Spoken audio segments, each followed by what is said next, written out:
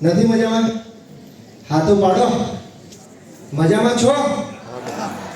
હું બોલાવીશ હર હર વિદ્યાનગરી. તમે બોલશો જય જય વિદ્યાનગરી. હર હર વિદ્યાનગરી. જય જય વિદ્યા. અવાજ બરાબર નથી આવતો. હર હર વિદ્યાનગરી.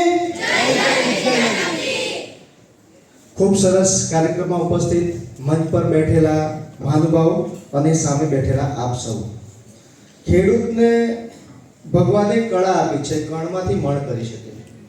અને એવો ગામડાનો એક ખેડૂત નક્કી કરે છે કે મારે અનાજ નથી વાવવું, મારે વાવવું છે શિક્ષણ. અને વાવવાની શરૂઆત કરે છે અને વાવતા વાવતા વાવતા એ કણમાંથી મણ બનાવી દે છે. અને મણ એટલે આ વિદ્યાનગરી. તો એવા ડૉક્ટર ડી.એલ. પટેલ સાહેબ કે જેમણે આટલી સેવાના લીધે આજે આપણે અહીંયા ઉપસ્થિત છીએ. આ આપણું આજનું વિચાર મંથન છે કે જ્યારે આપણે વિચાર્યું કે મારું નહીં પણ તારું, ત્યારે આજે ભગવાન આપણને તારી રહ્યો છે. આપણે પ્રેરણા લેવા માટે ક્યાંય દૂર જવાની જરૂર નથી. આવા ઉદાહરણો અહીંયા લાઈવ હોય છે. આપણે જમણવારમાં જઈએ ને તો લાઈવ ઢોકળા હોય છે ને. કચ્છના નાનકડા ગામમાં દીકરી જે જન્મે છે ત્યાં પાણીની તકલીફ છે, ઝાડ ઉગતા નથી, કન્યા કેળવણીનું બહુ ઓછું કામ થયું છે. પણ એને એવો વિચાર આવે છે કે મારે ભણવું છે, મારે સરસ ભણવું છે.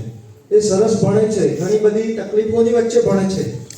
નોકરી કરવા દેવાવાળો સમાજ નથી ત્યાં એ સામે ઊભી થાય છે, નોકરી કરે છે, શિક્ષિકા બને છે.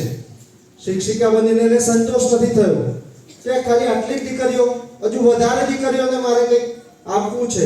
આચાર્ય બને છે તોય એને એમ થાય છે કે હજુ મારે વધુ કામ કરવું છે. અને એક ક્લાસ 1 અધિકારી બને છે અને આખા ગુજરાતમાં કન્યા કેળવણી માટે જોરદાર વહીવટ કરી અને સારા વહીવટકર્તા તરીકે ઉપસ્થિત છે એવા મીતાબેન ગઢવી. એ દીકરીને દૂર શોધવા જવાની જરૂર નથી. આજે આપણે પ્રેરણા લેવી હોય તો ત્યાંથી લઈ શકીએ છીએ. એક ક્ષત્રિય પરિવાર છે, 5 બહેનોની વચ્ચે એક ભાઈ છે. એ ભાઈનો પગ જમીન પર અડવા દેતી નથી બહેનો. પરિવાર કેવો છે? ખેતી કરતો પરિવાર છે. આર્થિક સ્થિતિ કઈ બહુ સારી નહીં હોય, કરકસર કરીને ભણે છે. પણ એને એમ છે કે મારે કંઈક કરવું છે અને કરવા માટે એ ખૂબ પુરુષાર્થ કરે છે. અને આજે એ ડાયટને ડોલાવે છે. એવા ડૉક્ટર મદનસિંહ ચૌહાણ સાહેબ. અમે તમને 3 ઉદાહરણ આપ્યા. એ 3 ઉદાહરણ અહીં આપણી સામે લાઈવ છે. તમે જ્યારે જીવનમાં આગળ વધી અને શિક્ષક બનવાના છો ત્યારે તમે એવું વિચારો કે હું મારા સમાજને શું આપીશ. અમારી જોડે અશ્વિનભાઈ પટેલ સાહેબ હોય છે તો હંમેશા કહેતા હોય છે કે કર ભલા હોગા લાભ. ભલાનું ઊંધું શું થાય? લાભ થાય ને. રખ દયા લોગ રખેંગે યાદ. જો તમે દયા રાખશો તો બધા તમને યાદ રાખશે. જ્યારે આપણે શિક્ષક બનવા જતા હોય ત્યારે આપણું હથિયાર છે પુસ્તકો. તમે બધા પુસ્તકો વાંચો છો? હું પુસ્તકનું નામ બોલું છું. જો તમે વાંચી હોય તો આંગળી ઊંચી કરવાની. તો ચાલ. વાંચી હોય તો આંગળી ઊંચી કરજો. તો ચાલ. દીવા સ્વપ્ન. શિક્ષકોએ હાથ ઊંચો કરી શકશે. દીવા સ્વપ્ન. કારણ કે મારે માલ તો વેચાવો જોઈએ ને. અંગદનો પગ. મારી જાદુઈ શાળા. બાળપણના વાનરવેડા. The man who knows infinitive. Okay, બહુ ઓછી આંગળી ઊંચી થઈ. એનો અર્થ એમ કે આપણે ખૂબ જ મહેનત કરવાની જરૂર છે.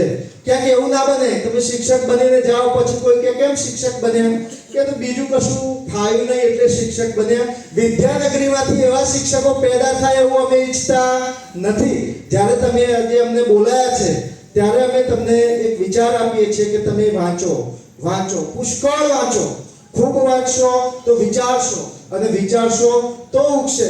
તો આ સમાજને ફરીથી કોઈ નવા ડૉક્ટર ડી.એલ. પટેલ મળશે.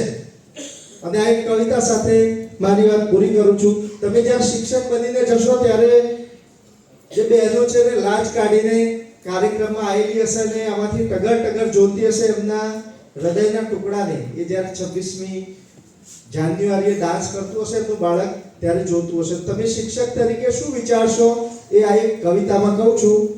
લાજ કાઢી બેઠેલી માતાઓ રોજ હૃદયના ટુકડાને મોકલે છે. પોતાના અધૂરા સપના લઈ પોતાના બાળકને મોકલે છે. શાળામાં આવતા બાળદેવો ઉજળું સારું ભવિષ્ય ઈચ્છે છે. લાજ પાછળ છુપાયેલી આંખો ઉત્તમ શિક્ષણ લેવાની મોકલે છે. અમે પૂજારીયા નાનકડા દેવોના એમને બહાલ કરીને ભણાવીએ. અમે કટિબદ્ધ છીએ સુખ વાળવા પાર ઉતારીશું એ જ વિશ્વાસ મોકલે છે. ઉત્તમ શિક્ષણ અને ભરપૂર વહાલ અમારો મૂળ મંત્ર રહેશે કાયમ. શાળા અમારી વહાલી માતા છે જે અમારા પરિવારને રોટલા મોકલે છે. શાળા આપણને રોટલા આપવાની છે. એ રોટલા શેના બદલામાં આપવાની છે? બાળદેવોની સેવા કરવા માટે. અને એ બાળદેવો કોના હૃદયનો ટુકડો છે? સામે બેઠેલી માતાઓના હૃદયનો ટુકડો હશે. એટલે તમે જેવા શિક્ષક બનો તો બે વસ્તુ યાદ રાખવાની, સખત પુરુષાર્થ. તમને વાસણ ધોતા આવડે છે દીકરીઓ? પિત્તળના વાસણ ઘસવા હોય તો શું જોઈએ? હા, તો પિત્તળના વાસણ ચમકાવવા હોય તો પિત્તાંબરી જોઈએ. એટલે વાસણ હોય કે માણસ જેટલું ઘસાશે ને એટલું ચમકશે. તો તમારા જીવનમાં ચમકવું હોય તો ઘસાવવું પડશે. વાત બહુ ગંભીર થઈ ગઈ, પણ એક જણા દીવા લગાડવામાં આમ કરતો હતો કે શું કરે છે કે ભાવેશભાઈ જાત ઘસવાનું કીધું છે, મારે ચમકવું છે. આપણે એ રીતે ચમકવાનું નથી. સરસ મજાનું વાંચતા રહીએ, બચાવતા રહીએ અને બાળકોને ખૂબ સરસ ભણીએ અને બધાને સરસ મજાની નોકરી મળી જાય એવા આશીર્વાદ સાથે ધન્યવાદ. હર હર વિદ્યાનગરી. હા, થેન્ક યુ.